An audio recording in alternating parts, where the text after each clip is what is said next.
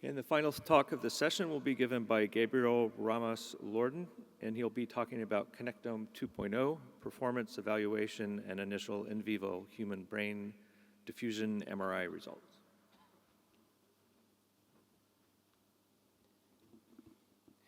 Thank you for the introduction. I don't have any to disclose. So during this conference, we have seen the benefits of diffusion MRI, mostly diffusion MRI tractography to study brain connectivity in humans. But another exciting application of diffusion MRI is to probe human brain microstructure in vivo and infer cellular morphology and size. How? Well, the diffusion MRI signal carries information of the diffusion of water molecules within a voxel. And this diffusion process reflects interaction of molecules within membranes, fibers, and other obstacles. And by applying biophysical models to the diffusion MRI signal, diffusion MRI indeed can reveal information of the tissue microstructure, such as cell shape or dimensions, despite voxel dimensions that are way larger than the microscale. And a key component of diffusion MRI is the use of diffusion encoding gradients that are these red areas shown here in this pulse sequence diagram that synthesize MRI images into diffusion. And I think the performance of these gradients, meaning how fast they can move and how big they can go, are one of the most important characteristics of an MRI scanner that is dedicated to imaging microstructure in vivo with diffusion MRI. Why is that? Well, in conventional scanners, the amplitude of these gradients is normally limited. For example, this is the maximum amplitude of most of the gradients. So that means that to achieve a given diffusion encoding direction or diffusion encoding weighting, which depends on the area of these gradients, we have to play them for a long time because the amplitude is small, right? So that means that the minimum diffusion time that we can achieve, this delta, is limited because you have to put them out for a long time. And also, this pushes out the signal to long echo times, meaning that we collect the spin echo very late, so it has longer echo time, higher tissue decay, so loss in SNR. If we will have ultra-strong gradient system, we can achieve the same diffusion encoding, the same area with less diffusion time because the amplitude is much higher. So this is beneficial because the smaller the diffusion time, we improve the diffusion resolution, which is the minimum detectable length scale. I will go to this later in my talk. And also, obviously, we collect the signal earlier in time, so we have shorter echo time, and that improves the SNR. And these kind of gradients typically exist in animal scanners, but they are becoming also popular in human scanners. And actually, 5 years ago, we embarked on the Connectome 2 project, funded by the NIH, to construct a novel human MRI scanner that targets the next generation of human connectomics and microstructure imaging of human brain circuits in vivo at multiple scales. This scanner that was constructed in collaboration between MGH and Siemens, the Connectome 2 scanner, was installed at MGH in August 2023 and has been running smoothly without any issues, and actually it's the topic of my talk today. So I will go over the main improvements in hardware, the head gradient coil, the radiofrequency coils, and I will present initial applications of diffusion MRI.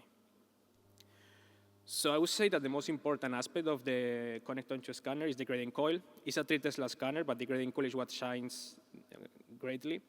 So it was designed as an asymmetric head-only gradient coil, so it's only for human brain. And it attains a maximum gradient strength, so a maximum amplitude of 500 millitesla per meter, and a maximum slew rate of 600 Tesla per meter per second, which is how fast the gradients can move. So this is nearly double the maximum gradient strength of the original Connectome scanner and triple the maximum slew rate of this Connectome scanner, which was created in 2018 for the Human Connectome project to improve our understanding of macroscale connectivity. So the Connectome scanner this gradient coil was possible with this spec due to a careful design with a 3-layer design that contains a double primary layer in all of the axes, a shield layer to shield the eddy currents, and also an intermediate layer that controls peripheral nerve stimulation, which is an important topic that I would like to mention. So peripheral nerve stimulation may be an issue with high-performance scanners, so scanners that can go with very high amplitude, because that can limit the maximum gradient strength that we can achieve due to safety concerns. So if we go higher to gradient strength and very fast, we can introduce peripheral nerve stimulation that can create discomfort. But the Connectome 2 scanner is safe for human use, and this is because the intermediate layer of the coil has been designed to allow to raise the peripheral nerve stimulation with careful design, which basically these thresholds are the limits of the gradients where the user start to feel pain. So this is great because that means that we can use close to the nominal specs of the coil, and we can achieve great boost in SNR, which is one of the most important applications of this scanner. So the higher gradient strength and slew rate offered by this scanner can create a substantial boost in signal-to-noise ratio for diffusion MRI compared to the most advanced scans so far, the Connectome, and of course to any clinical scanner that you can see in any hospital. So for high diffusion weighting, we can achieve reduction in the echo time close to 2-fold, and more than 5 times compared to a clinical scanner. So this manifests in a gain in SNR that can go from 1.2 to 2 compared to the original Connectome, and more than an order of magnitude compared to a clinical scanner of 80 millitesla per meter. So how these numbers manifest in images? I am showing here the same slice of a diffusion acquisition of the same subject, acquired with gradients that use the full potential of the Connectome 2 scanner and also the Connectome 1. And you can see that we were able, for the same diffusion encoding, which is the B-value showing there, we are able to reduce the echo time consistently and drastically compared to the Connectome, and that increased the contrast that we can see for high diffusion encoding. So it's very clear that when we go for high B-value, we lose signal in the Connectome 1 very quickly. And to put this in perspective with a conventional scanner, if we go for B-values more than 5,000 that are needed typically to model gray matter in the brain, we will have noise dominating the signal. So this shows you how far we can go with this scanner.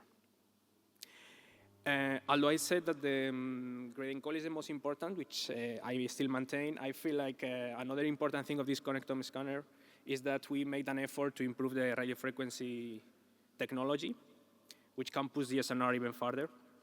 So for that, Boris' scale team in Germany created for us a 72-channel in vivo coil array, as you can see here on the left, for imaging living human brain, which provides SNR gains that are way high compared to conventional available RF coils, especially in the cortex.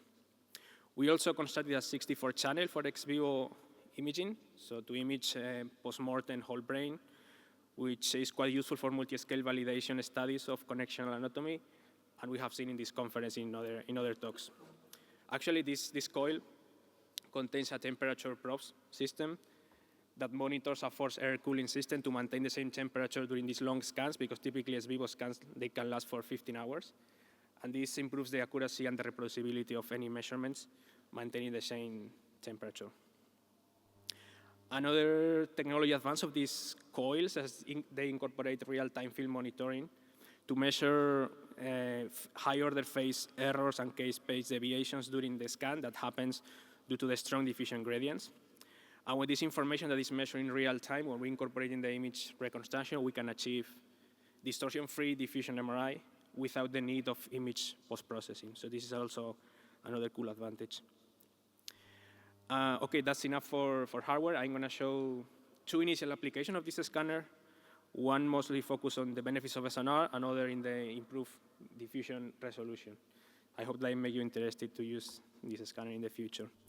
So, although I mentioned at the beginning of this talk that this scanner was meant for microstructure imaging, high spatial resolution tractography, of course, benefits from this scanner greatly, due to the gain in SNR, of course. So diffusion MRI, due to low SNR in general, is acquired with voxels, with acquisitions with voxel size between 1.5 or 2 millimeters, and when we run tractography with that, it's going to be difficult to resolve fine fiber bundles like those found in the deep brain that are known to be a good therapeutical target for psychiatric disorders. So for example, those bundles can have diameters of less than 2 millimeters. So with just the SNR benefits of the Connectome 2 scanner with a simple 2D single-shot API sequence, nothing fancy, we were able to delineate the encephalic fibers, such as the mammato-tegmental tract, which was not possible with Connectome 1 scanner with the same acquisitions. And this is only possible because we reduced the echo time to values that are quite low with just the powerful of the gradients. Actually, I would like to mention that, I mean, here we didn't use any fancy acquisition, any fancy super resolution acquisition, and if we combine both benefits of the hardware with the acquisition, I think we can go even farther and go to ultra high spatial resolution tractography with robust measurements. So that's quite interesting for the future.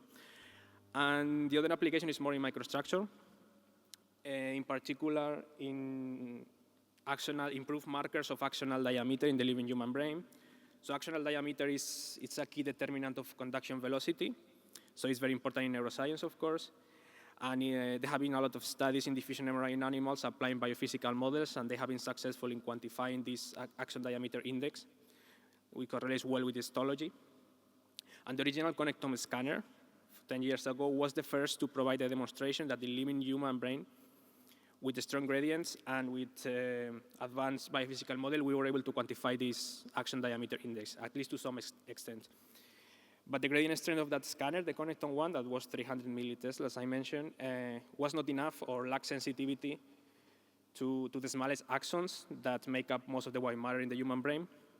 But due to the stronger gradients of the Connectome 2 scanner, and because we can reduce the diffusion time and we have access the shorter diffusion length scale, we can be more sensitive to axon diameters that are lower, as you can see here. And these values that I show in this histogram were only measurable before in animal scanner, which is a cool advantage of this scanner.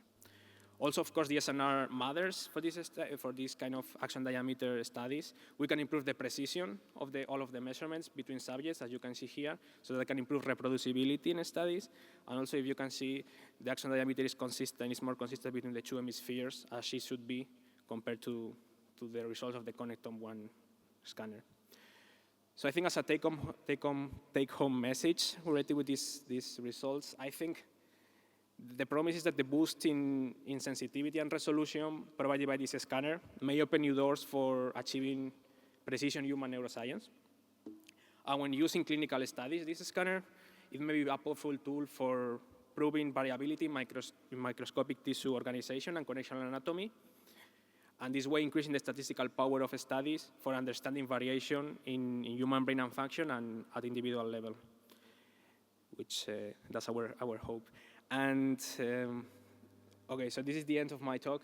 I want to acknowledge first all of the MGH team that has been involved in this project, also Boris Keil team in Germany that constructed the radio frequency coil for us, and of course Siemens that creates the scanner, manufactured the scanner. I'd like to thank all of the audience for listening, and I am happy to take any questions now and also during my poster session at 1:45 p.m. Thank you.